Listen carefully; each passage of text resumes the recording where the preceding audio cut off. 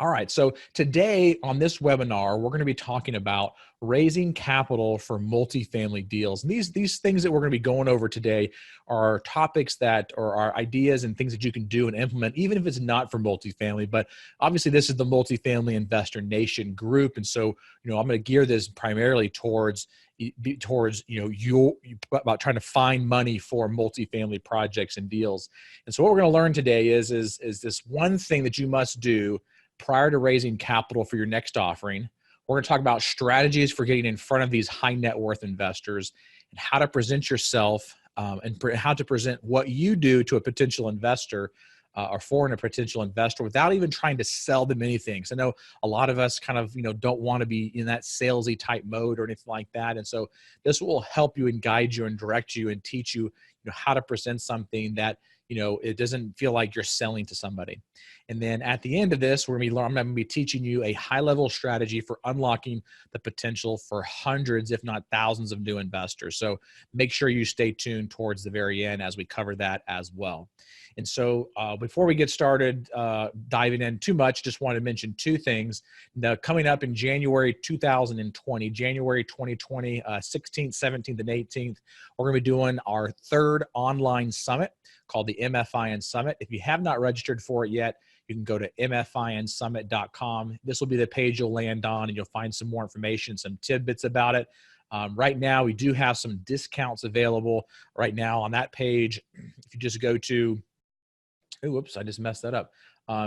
If you just go to mfinsummit.com, you'll go to the page, type in your information, you'll be able to find out the pricing on there. So for some reason, this page, I'm not really sure why is not working, but it's giving me an error. Oh, it's working now. So if you go to nextmfin.com, you will see that you can get a ticket there for $197 access as well. So you can certainly do that, type in the information and get your ticket for the next Multifamily Investor Nation Summit coming up on January 16th, 17th, and 18th of 2020. So make sure you do that.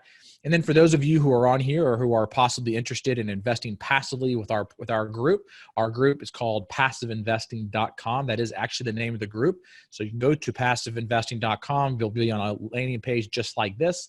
And on the top right-hand corner of the page, you'll see a little button that says Join the Passive Investing Club. You can certainly do that. And in the meantime, I will go ahead and type into the actual chat box here so everybody can see the link. You can go to passiveinvesting.com to be able to register for that. And then for those of you who are on about the nextmfin.com, I'll type that in as well if you wanted to go there and register for that lower price. So without further ado, let's go ahead and dive into the content today. Which I'm going to go ahead and I don't have a PowerPoint to share today, so I'm just going to be going off of my notes that I have prepared for today's webinar.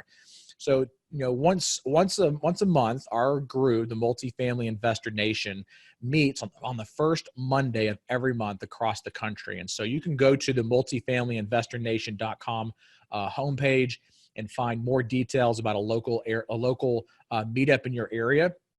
We are starting to grow internationally. So had a phone call yesterday, confirmed a new co-organizer for Vancouver, BC, so in Canada. So looking forward to having an international presence now with the Multifamily Investor Nation.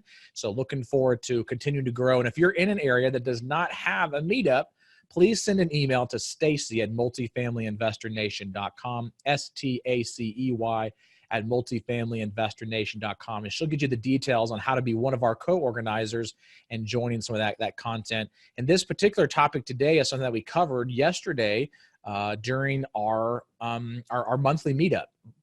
It was raising capital for multifamily deals. So one of the things that you have to do ahead of being able to raise money is really understanding and honing in on who your ideal investor is going to be so that you can really know that person very well. You have to know their pain points. You have to know their concerns.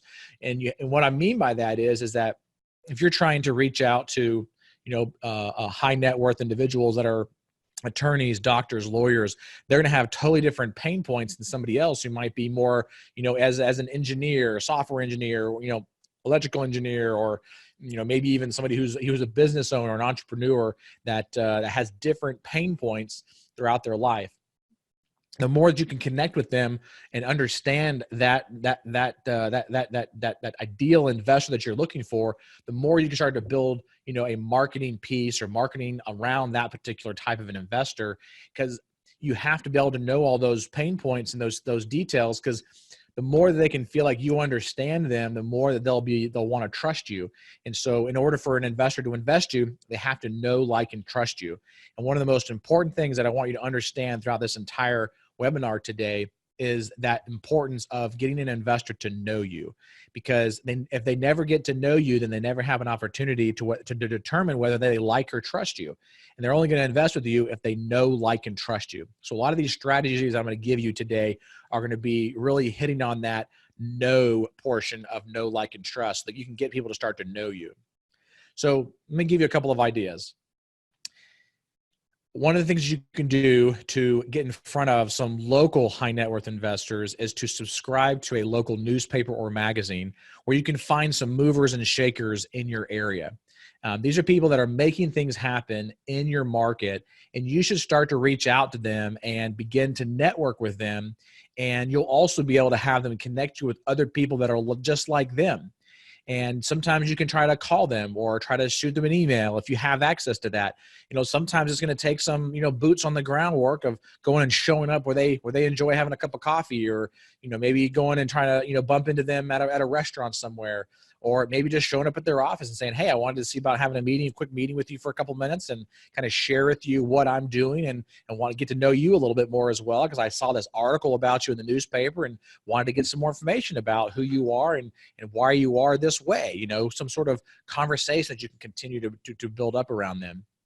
And the biggest thing I would also encourage you to branch out of is when you're going to network with other people and kind of going out to meet some high net worth individuals, try to get away from going to just multifamily events or just real estate related events like your REIA clubs and your different types of association meetups and things like that, because a lot of times people who are there are trying to do the same thing you're doing.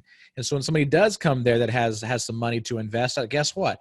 Everybody else wants to be on top of that person as well, to try to get to know them and get them to invest in their next project. The next thing you can do and consider to do is try to conduct your own seminars or workshops in your area.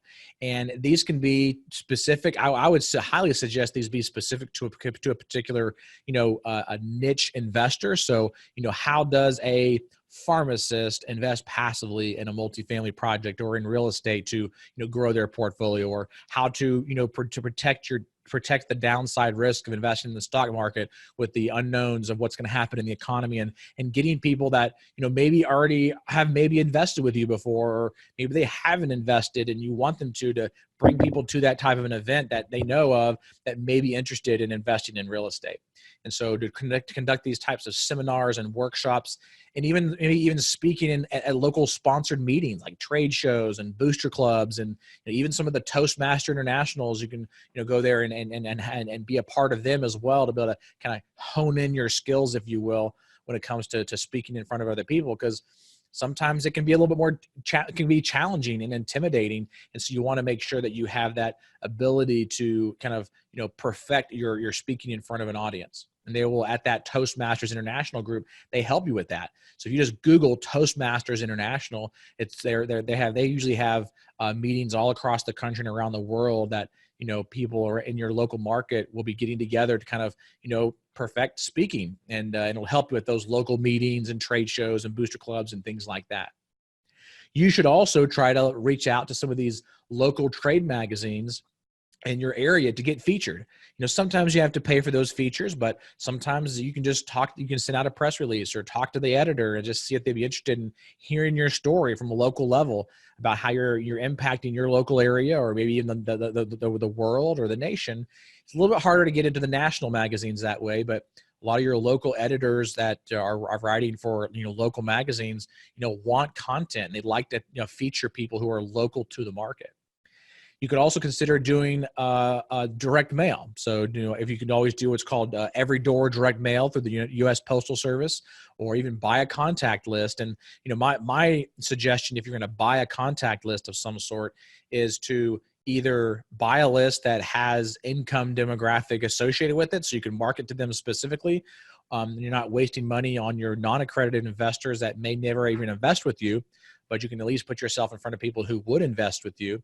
And of course, with every door direct mail, you're really just picking kind of areas and zip codes in your market, but you pretty much know where the higher net worth people are, because they usually will have nicer neighborhoods and houses and various things like that. And you can dial in the zip codes based on those demographics, and then hit everybody in that market with your upcoming seminar or your upcoming workshop or whatever that may be. The next idea here is to take investors to dinner. So if you have an investor that's either that has invested with you before, or maybe invested alongside you in a different project, invite them to dinner, and also maybe have them bring another friend with them who may be interested in investing, or maybe you don't even know if they're interested or not, but they're just friends. And you want to meet up for a cup of coffee or a nice meal or something like that, and starting those conversations. Because again, a lot of these ideas are really just about trying to get in front of people for them to start to understand who you are and get to know them.